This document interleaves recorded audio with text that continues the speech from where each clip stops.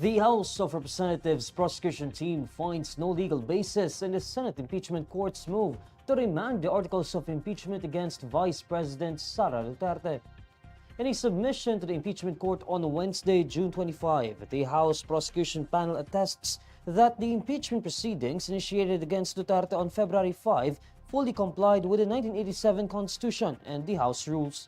According to the panel, the process in filing the impeachment case against Duterte was legal and constitutional. The prosecution says its position is supported by a 2012 Senate ruling from the impeachment of late Chief Justice Renato Corona. Earlier, the House formally deferred the acceptance of the articles of impeachment returned by the Senate through House Resolution number 2346. The lower chamber adopted the resolution during its plenary session on June 11. The resolution certifies that the impeachment proceedings initiated by the House in February did not violate the Constitution. Before this, the Senate returned the articles of impeachment against Duterte without dismissing the complaint. The Senate's move was meant to ensure that constitutional safeguards and issues on jurisdiction were not violated. Senate President Cheese Escudero says the impeachment court can decide by a simple majority of votes whether to dismiss the case against Vice President Sara Duterte or not. In a press conference on Wednesday, June 25, Escudero states that any motion made should be decided upon by a simple majority or at least 13 votes. When asked whether or not the impeachment case can be dismissed based on Duterte's answer ad cautelam alone, he says it is within the realm of possibilities. Posible yon, pero ayokong pangunahan ang impeachment court. Simple majority ang kinakailangan sa lahat ng botohan, 2/3 ang kailangan to convict or acquit. But it begs the question, kung may simple majority ka to dismiss, for example, then imposible ka na maka 2/3. Hindi ba? Later in the presser, Escudero was asked if it is possible for the case to be dismissed without going through a formal trial. The Senate chief answers that everything is possible. According to Escudero, any member of the court has the right to make a motion based on their beliefs and it will be put to vote. Lahat naman pwede. Tandaan nyo, pakitaan nyo ako ng batas, ng rule na nagsasabing bawal itong motion na to. Wala namang bawal na motion eh. Wala namang bawal na kahilingan eh. Wala namang bawal pag-usapan eh. Karapatan ninuman na hilingin base sa kanyang paniniwala, anumang nais niyang hilingin. Kapag yan ay gusto niyang pagbotohan dahil may nag-object, edi pagbobotohan. The senator judges took their oath and subsequently agreed to convene into an impeachment court on June 10. Senator Bato de la Rosa initially made a motion to dismiss the complaint case against Duterte, but Senator Alan Peter Cayetano amended the motion to return the articles of impeachment to the House of Representatives without dismissing the case. Meanwhile, Duterte sought the dismissal of the impeachment complaint in her answer ad cautelam sent to the impeachment court. She argued that the complaint violated the constitutional provision limiting the filing of impeachment against an official to once per year. The Department of Justice says it is cooperating with the International Criminal Court in ensuring the safety of witnesses in former President Rodrigo Duterte's case.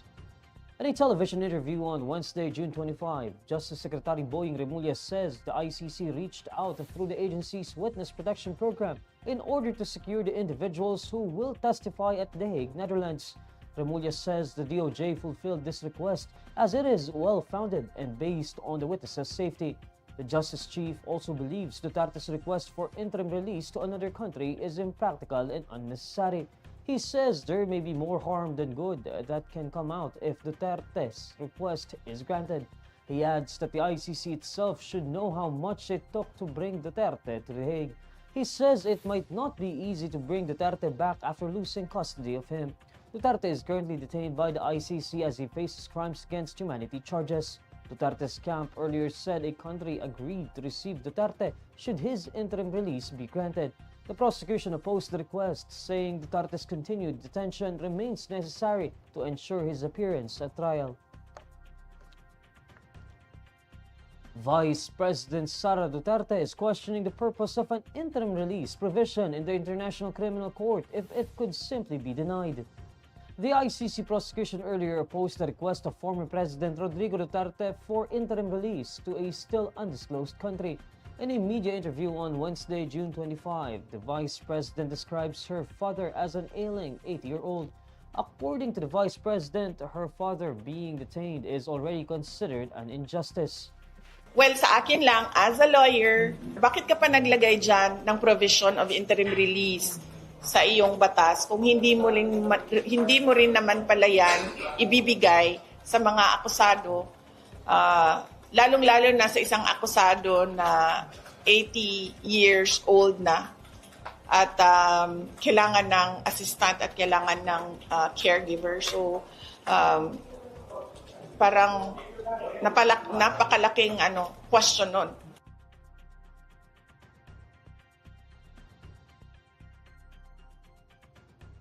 The vice president then denies that her father continues to pose a threat to witnesses of his alleged crimes against humanity.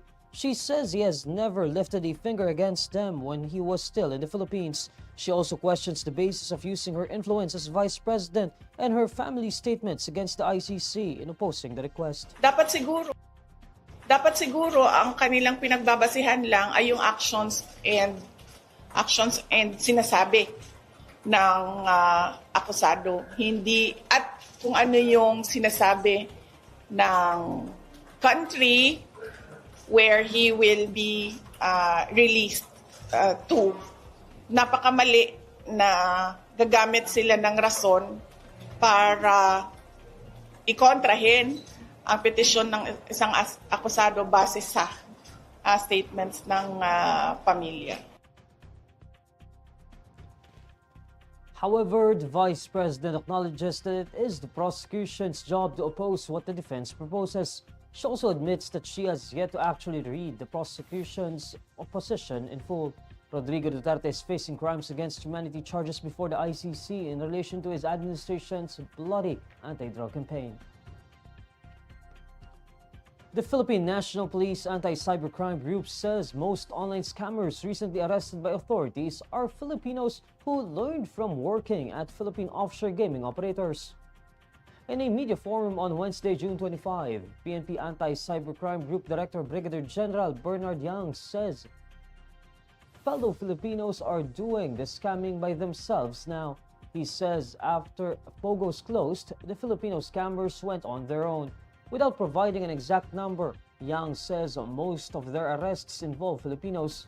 He notes that 608 individuals were arrested for various cybercrimes from December 2024 to June 20, 2025. Of the total arrests, 116 were convicted. He details that the crimes involved selling pre-registered SIM cards. In April, the PNP Anti-Cybercrime Group and 8 former Pogo workers managed to retrieve devices from the scam hubs to either use for their own schemes or to sell it. President Bongbong Marcos announced the ban on Pogos in his State of the Nation address last year. The Department of Foreign Affairs says the voluntary repatriation phase or Alert Level 3 in Israel remains in place. DFA Undersecretary Eduardo de Vega says the agency will wait for the official recommendation of the Philippine Embassy in Tel Aviv on whether to retain or downgrade the alert level. This comes as activities in Israel slowly return to normal after the ceasefire with Iran. Under Alert Level 3, Filipinos in Israel are encouraged to undergo voluntary repatriation. On the other hand, de Vega assures that repatriation for those who have requested to leave Israel will continue. As Israel mulls to fully reopen its airspace, he says the repatriation through Jordan will likely be put on hold. Based on data from the Philippine Embassy in Israel, about 340 Filipinos have requested to return to the Philippines, including 50 confirmed for repatriation. A total of 26 overseas Filipino workers from Israel have returned to the Philippines, while 100 Filipino tourists and students were repatriated earlier. 8 Filipinos were injured in the Iranian air raids, including one still in critical condition. U.S. President Donald Trump earlier announced that Iran and Israel agreed to a ceasefire after 12 days of trading strikes.